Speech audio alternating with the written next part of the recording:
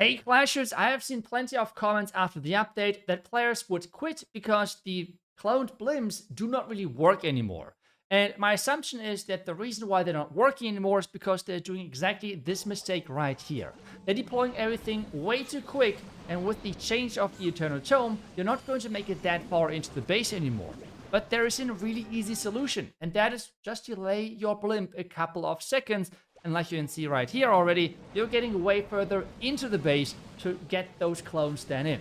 So I thought I would just do a step-by-step explanation video on how you can actually get those strategies still right. They're still super simple, just with delaying your blimp a little bit. So I thought, let's just do those clan war attacks. Attack from the top to the bottom of the first 3 bases we have in the clan wars to make sure that they're as well upgraded as possible. And attack out of them with the same strategy with the clone Yeti Blimp Dragon strategy. Because it's one of the easiest strategies out there if you just follow a couple of tiny little changes and you're good to go. Let's get started. On the first attack, we don't have to travel as much of a distance because, well, we want to enter from over here because the other side is getting covered from the fire spitters, so that's an obvious choice. As well, with those two sweepers, we should try to take out one of them. That would be quite nice. Maybe even try to snipe one of those backside air defenses if I get the angle right somewhat correctly. Let's see if I can somehow do that. Obviously selecting the blimp. And then we're just going to apply the strategy as before the update because the travel distance of the blimp itself is not as long on this plan. But still, let's see if we can make it work. So, air defense at the top side. Try to draw a line in my head between the target, or like the building I want to start with, which is down here. Take down the Dark Elixir. Now this. Perfect. Has worked. Amazing. Now let's get some dragons on this side. Then we have those dragons in here. Warden. I still will delay things a little bit with the blimp. Just a tiny little bit to make sure that my dragons can take a little bit of damage. And then we're just going to heal them back up. So just like this. Obviously, let's wait where the blimp is going to fly. It's going to shoot once, so we're going to clone that direction right here. Perfect. Queen hopefully stays alive. So far, she's looking good. We have the minion principality. Where is he located? Let's use the minion principality right now. Queen would be nice. There's nothing around the queen, so I think I would just add the royal champion to support her. I think that's the best way to approach it, just like that. There are some Yeti mice coming in, so I think we should have not... We did not even need the support whatsoever. But that opening looks quite solid, right? We have the dragons coming in for the top side. We have all of those troops there. The royal champ should go for the single front tower, so the queen stays protected, which is quite nice. The minion prince doing his thing, the dragons, everything. So it's really nice and easy overkill. So you can tell we did not feel the change of the Eternal Tome pretty much whatsoever, but it was a shorter distance blimp. You have to give that for sure. But overall, it worked quite nicely for our attack itself. But that was just one of the bases. We already said we're going to attack all 3 of them. So let's dive into the next attack. And to be honest, funny enough, those bases are actually pretty perfect to showcase this strategy because your worst case is where you do not have a lot of value around the town hall. Because this is whenever those clone blimps are at its weakest. Whenever someone is having like everything stacked around the town hall, this is just so free. I mean, it's so easy to get the 3-star in, right? But on this one, we have to blimp away from the town hall most likely, which means we have to blimp onto the Invest Tower. For that, we have to activate that, so let's just try to do exactly that with the Archqueen. Maybe hit another... Actually, can we get this right like this? Okay, come on. Perfect. We got the Invest Tower and as well the air defense, just like that.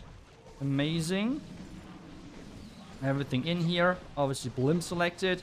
And we can get with the blimp in quite early because, oh well, there's not really anything needed because that should be already fine. So let's just clone in here. One of the dragons getting pulled. No! That was sneaky. That has never happened, but that's a somewhat, I guess, cool interaction.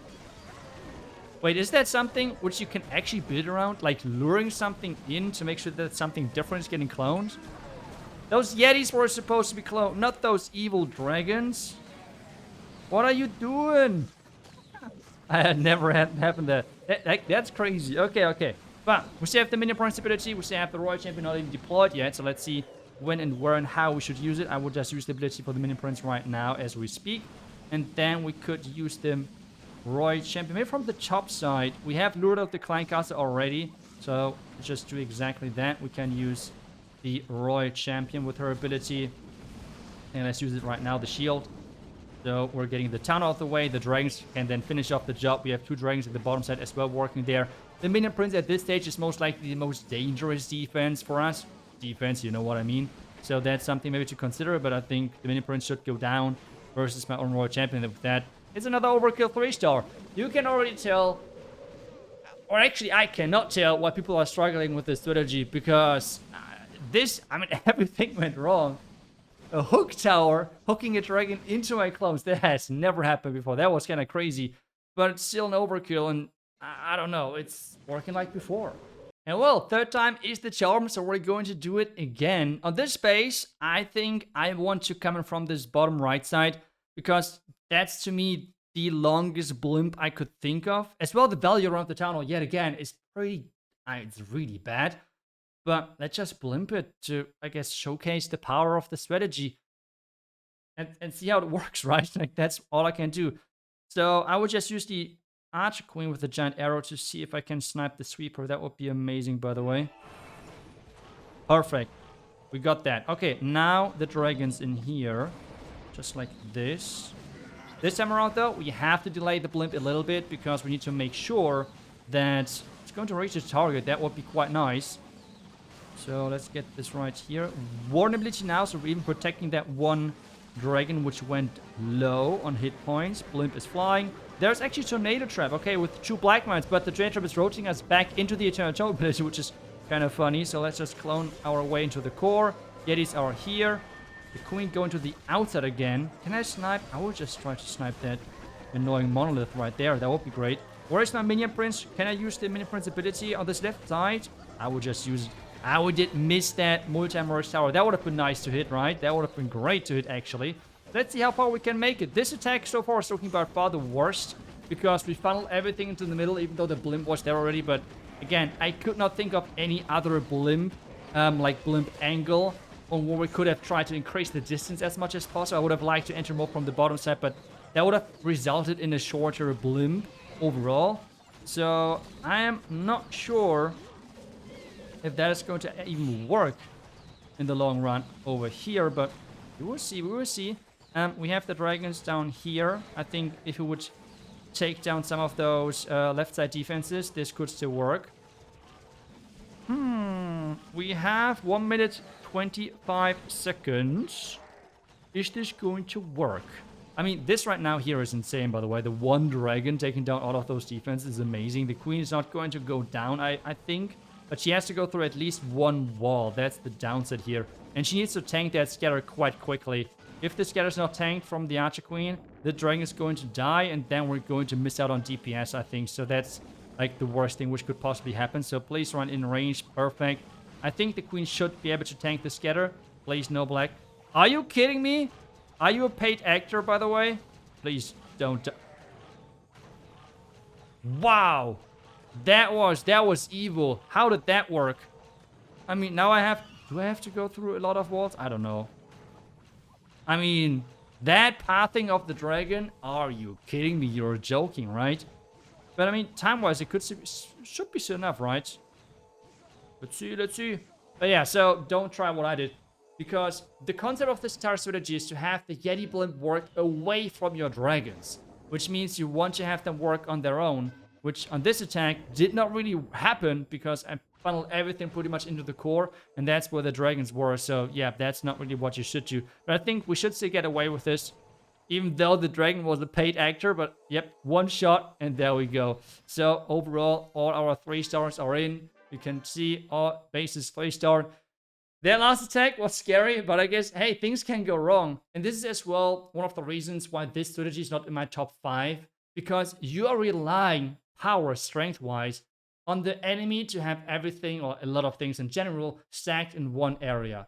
And if that is not going to happen and things are spread out, the value of the Yeti blimp is somewhat limited. It's still not bad, don't get me wrong, but it's limited, that's for sure. So strength-wise, it does not have the same power like Root Riders, like Super Witches, like Super Yetis, like Even now the mass droids, for example. Those strategies, though, are way harder to execute. This is probably like a 9 or 10 out of 10 when it comes down to how easy it is to execute. But power-wise, it's just not really high up there and can compete with those top strategies. So just so you have like a rough understanding on how good this is power-wise. But I hope I was able, even though with the last close attack, I hope I was able to show you that this strategy still works completely fine with the reworked Eternal Tome. Just delay the blimp a little bit if you want to travel a long distance.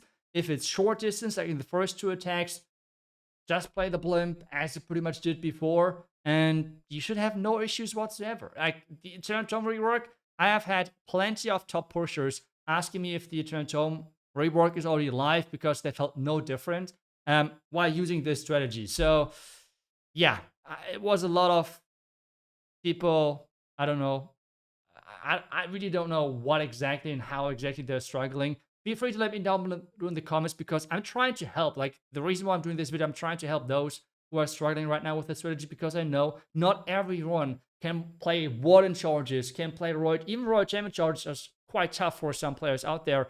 And I think for everyone who's struggling with those strategies, this strategy is really solid and it's really solid still to use. And if you have issues, let me know and I'm trying to answer them in the comments or make another follow-up video so I can show how I would solve the issue if there is any, which I have not discovered yet in this video. Otherwise, thank you so much for watching. I hope you enjoyed this video. Thank you so much, and I wish you guys back tomorrow with the next one. Until then, see ya, and bye-bye.